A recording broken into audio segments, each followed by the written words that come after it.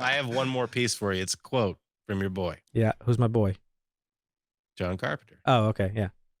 He was interviewed, Yeah. and I'm not going to guess the article because I forget and I That's didn't write it fine. down. What's the quote? Is this trilogy how you imagined Laurie and Michael's life going? Yeah, that's it. Is what he was asked. Because he did he did the music. Yes. All right. He laughs. Of course he does. Bro, he doesn't care. Go ahead. Give me the quote. No, he doesn't. He says, "Believe me, I didn't imagine anything. Yes. My movie ended in 1978. Thank you. Years ago. Yep. That was it. Mhm. Halloween 2, which I had a hand in writing. And it hated wasn't it. something that I really cared about. Not proud My of it. movie's over, and this is totally new ground. So it wasn't about me imagining anything." Yep. And he basically, in that interview, he says some other things, but he's like, I'm making music with my son and my grandson. Mhm. His like, and they've done a lot of music composing. Like he's got 40 some odd credits in the movie. So that's what he loves. He doesn't care about that shit. He wants to make other stuff. He might make other stuff, but about the whole Halloween thing, he doesn't give a fuck. It's not his. He's like, I'll make the music for it. I was there for the first one in this trilogy, but I wasn't in there for the second ones. I don't care. I don't give a fuck. Listen to me. John Carpenter does not give a fuck. Yeah, he doesn't. It's awesome. He didn't give a fuck 40 years ago when he made Halloween 2. He's famously has hated that movie. He wrote it begrudgingly due to a contract dispute.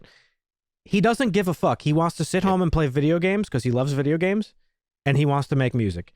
I thought that quote was a better tie-in to what we're getting to. It is, but guess what these trilogies are about for him? They're just a fat paycheck. Yeah, exactly. That's it. He doesn't give a fuck. You want me to make the music for this? Yeah. Sure. I'll sit around in my house with my son and my grandson, and we'll write music for your shitty fucking movie. Let's do it. Let's get into that. Pay me a check. Let's get into that. So we're here to talk about Halloween Ends. But I felt that in order to properly review this movie, I wanted to talk a little bit about the trilogy as a whole that we've gotten from David Gordon Green, because I think it's fair to do that. And we'll probably put these out on YouTube in 2 separate videos so that you don't got to sit through one that's super long. But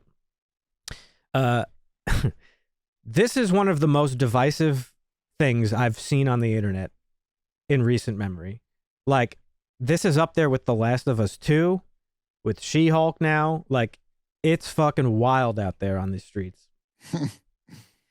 And I can't say I'm surprised, because that's just what happens on Twitter. And on the internet in general. Like, you just can't have an opinion about anything. It's just black or white. Like, there's no middle ground. Mm-hmm. So in that respect, I'm not surprised. But the one thing I am surprised about, and this is my own naivety, I guess, is that I always assumed that, like, diehard Halloween fans are like me. And the notion that Dusty just mentioned about John Carpenter's quote, my movie ended 40 years ago. That's it. Because that's how I feel. Halloween ended 40 years ago. All these movies, these sequels that we have gotten, they're fun to watch and check out. But as I've said many times, I don't consider them canon. They're like just little moments in time that I'm like, okay, this is fun. It's funny, not to derail too much, but we did the Prey trailer reaction and movie review. Yep. And we had that guy that was like, oh no, the first Predator is the only canon. Mm-hmm. Every other Predator movie that ever came after that is not canon. I was like, well, this guy's kind of ridiculous, but kind of a genius too.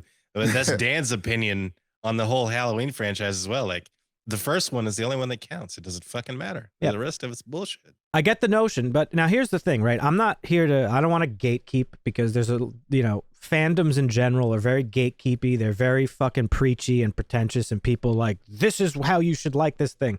I'm not here to do that, because let's face it, this shit is like very subjective. People like what they like, and they dislike what they don't like. What I'm surprised about, though, is that I now realize I spent like all of last night just like kind of having back and forths on Twitter with various people. And what I'm super surprised about is that there are like very specifically 2 types of Halloween fans. There are Halloween fans who love and appreciate the original for what it did and think like me. And then there's Michael Myers fans. And there's a very specific distinction that I've now come to realize. There's fanatics in every genre, Dan. I don't think you're special. No, I'm not saying I'm special. I'm just saying that I don't... to me, Michael Myers and Halloween are not one and the same. To a lot of people that hated Halloween Ends, it is. They come to these movies to see Michael Myers rack up a body count and go on his merry way. Story doesn't matter. Characters don't matter. Fucking hell, the way he looks doesn't even matter. They just want to see Michael Myers do Michael Myers shit. And that's fine. I'm not taking that away from you.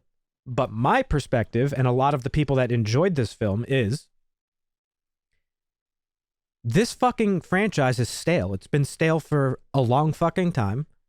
Michael Myers has long outlived his shelf life. Let's fucking move on from him at this point and tell some different stories. And when David Gordon Green stepped in and was like, yeah, we're going to return this franchise, and my goal is to return the franchise back to what John Carpenter had originally intended, even in front of you guys in a video, I gave him shit for it. I was like, this is not John Carpenter's vision. John Carpenter's vision would have never brought Michael Myers back. Yeah. But guess what? Now I see what he meant. What he meant was we're at least going to set it up for the franchise to become an anthology. Stories that just take place on Halloween and have nothing to do with each other. Because that's what John Carpenter originally intended. I mentioned it briefly. When Halloween 1 did phenomenal in the box office, above everybody's expectations, it went on to become the most profitable independent film ever made. I've said this before. Obviously, the studio was like, all right, we need Halloween 2. John Carpenter was like, I'll do Halloween 2, but there's this other movie I want to make first. It's called The Fog. It's one of John Carpenter's most famous movies. Mm-hmm. And Irwin Yablans, the producer of Halloween, was like, okay, we can make The Fog as long as you guarantee that you'll make Halloween 2. Contract bullshit. Well, it turns out another producer approached John Carpenter and kind of yanked The Fog out from under Irwin Yablans. And John Carpenter produced Halloween with this other company. And Irwin Yablans fucking sued them and was like, this was supposed to be my movie, and you promised me you'd make Halloween 2. Well, guess what? I'm holding you to that. So now you still have to fucking write Halloween 2. And I said, yeah, we're going to do another movie with John Carpenter. We're going to do 2 more movies with him. We're going to do The Fog, and then we're going to do Halloween 2. Not long after, Bob Ramey at Embassy announced that he was going to do The Fog with John Carpenter. And I did the only thing I could at that point. I sued them both. To settle the case, we agreed to let Carpenter do The Fog with Embassy, and we got the commitment for Halloween 2. John Carpenter sat down, and he's told the story many times. Like, he hates the fucking script. He hates the fucking way it was directed. He just doesn't like it, and he wrote it begrudgingly, and it's not the story he wanted to tell. Then he went on to make Halloween 3, which is what he wanted to do, is just stories on Halloween. Right. And Halloween 3, while it didn't do well because everybody wanted Michael Myers back, he, went on to become a cult classic. And then the fucking movie executives were like, all right, well, fans want Michael Myers, we'll give him Michael Myers. And now you have fucking 12 dog shit sequels of the same fucking movie of Michael's killed, he comes back, he chases some people who are his family, and then he fucking dies again. It comes, like, I don't understand as a fan of Halloween why you would want to see that over and over again. And it's like the Star Wars argument. Like, what the fuck do people want? Okay? J.J. Abrams made... first, fuck J.J. Abrams. George Lucas made... Yeah, that's not a good example. It is a great example, and hear me out before you say anything. George Lucas sat down and wrote the prequel trilogy that had the balls to do something different and tell a different types of stories within this overall theme of, like, Jedi and whatever, right? People fucking hated it for years. I think only now people are starting to gain a new appreciation for it. Okay, J.J. Abrams comes in, however many years later. Hey, here's The Force Awakens. Here's all your favorite characters. Here's Chewie, and here's the fucking Millennium Falcon, and here's all this fan service. And people gave him shit for it. Oh, well, this is just a recreation of the original. What the fuck you trying to do here? Okay, here's fucking here's The Last Jedi. Well, now this is too different. Now you just took everything you just showed us in the first one and fucking destroyed it. What are you trying to do to us here? Okay. Yeah, but there's some reactionary stuff. I understand.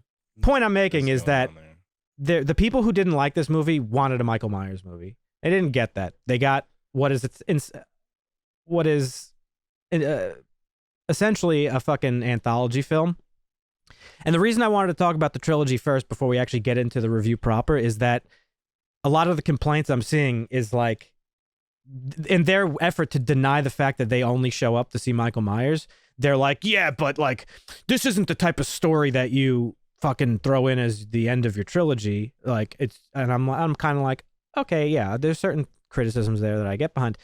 But the one major one is like, oh, these movies were all over the place. Like, they go from one thing to another. And I'm sitting here like, no, did you not pay attention? There's a very singular theme that's present throughout all three of these films, and that's trauma.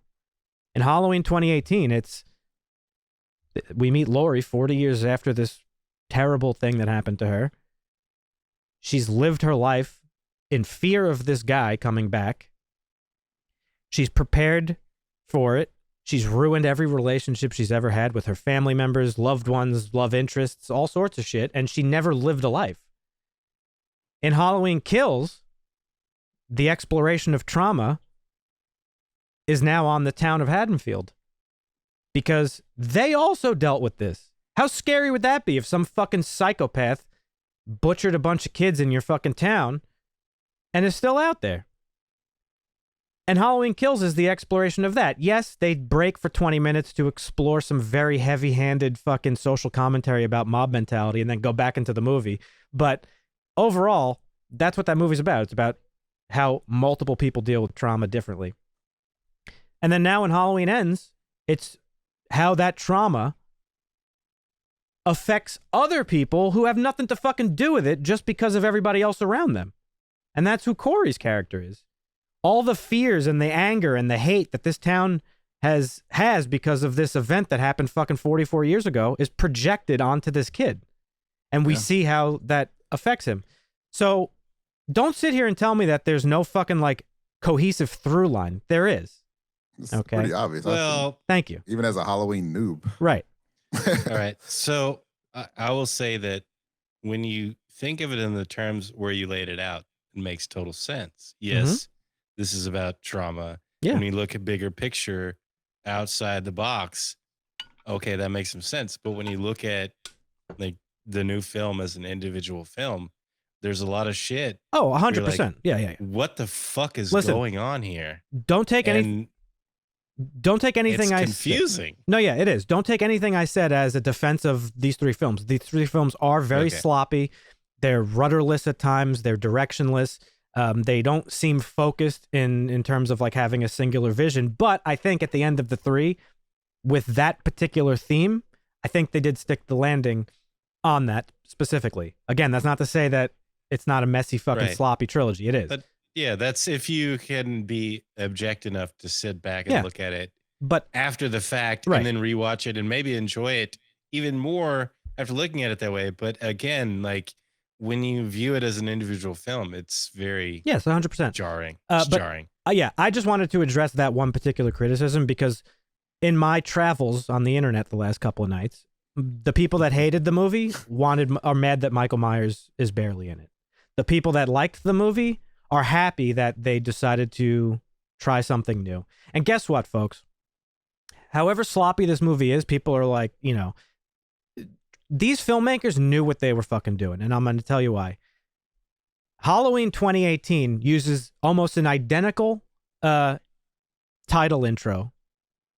They use the same font, the same color that shows you the opening credits. Halloween 2 uses the same exact font and color as the original Halloween 2. I'm saying Halloween Kills copied Halloween 2. And now Halloween Ends uses the same title and font and all that stuff as, guess what? Halloween 3, Season of the Witch, the movie that had nothing to do with Michael Myers. Yeah. They knew what they were fucking doing. And even more than that, guess what, Marvin? Halloween 18 came out 40 years after the original Halloween. Halloween Kills came out 40 years after the original Halloween 2. And Halloween Ends came out 40 years after Halloween 3. That shit is not an accident. They had this stuff planned from the start. COVID got in the way, maybe fucking messed things up a little bit for them, changed up some of the scripts. But these are the movies that you got. Yeah, I think it's a scapegoat to say it was just COVID. I think there was still some really bad ideas. Oh, no, 100%, 100%. But David Gordon Green specifically said Halloween Ends, when COVID happened, inspired him to rewrite some of this script. Okay, so what that is specifically, I don't know, but we'll never know. But anyway, I just wanted to get that out there. You know, if you want your Michael Myers every movie, that's fine. That's what you love. I get it. We're all passionate about this shit. But for me, as a fan of the franchise, I want to see the franchise flourish and have longevity. And I think in order to properly do that, we have to move on from Michael Myers. Don't worry. You're going to get Michael Myers again. There's no chance in hell that you won't. But if a fucking anthology movie comes out every few years, you should be open to it because I think otherwise it's gonna be like what? It's just fucking Michael stale. Myers in space, like Leprechaun in the Hood, Leprechaun in space. Right, and I'm so glad you mentioned that because that's what we've seen in all the other slasher Freddy genres. versus Jason versus Michael Cage match. Yeah. In every slasher franchise, the original vision has been bastardized and devolved into this. Well, here's another movie with the same fucking bullshit plot, and this Freddy's just gonna go out and rack up bodies. Jason's killing these kids. Michael Myers is killing this. It's like it's always the same. Well, I mean, but to be fair, it's somewhat difficult to come up with a good, like, what's the last great horror franchise?